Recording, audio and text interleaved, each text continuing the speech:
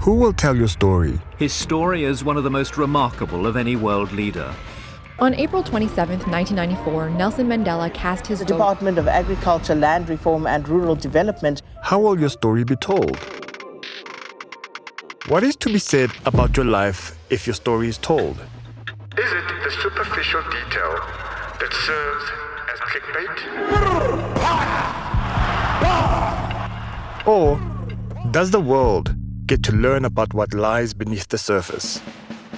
The strife. Do you care about the starving millions of African people in this country? I care more. About The context. But it is history.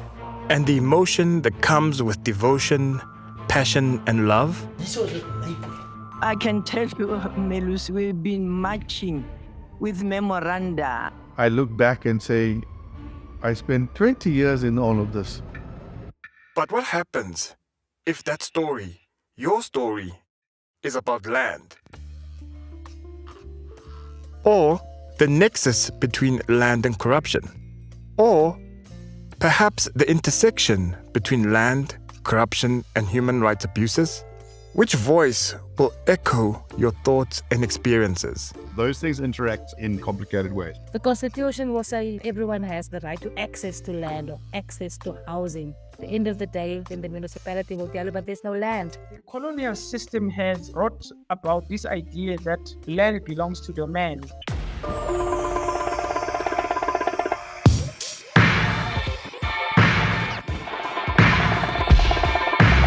I am Melusi Ngala, your host for the most insightful, intriguing, and thought-provoking podcast series.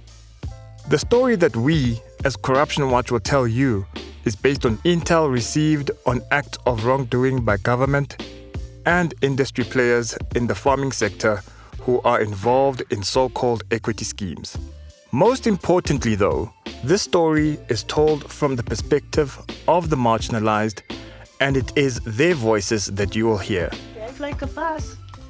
Ja, ik was werken, hulle sou as skill hier en daar. Ek was 'n trekker driver. As 'n kripperspect. Ek het hier 'n oorpak aan.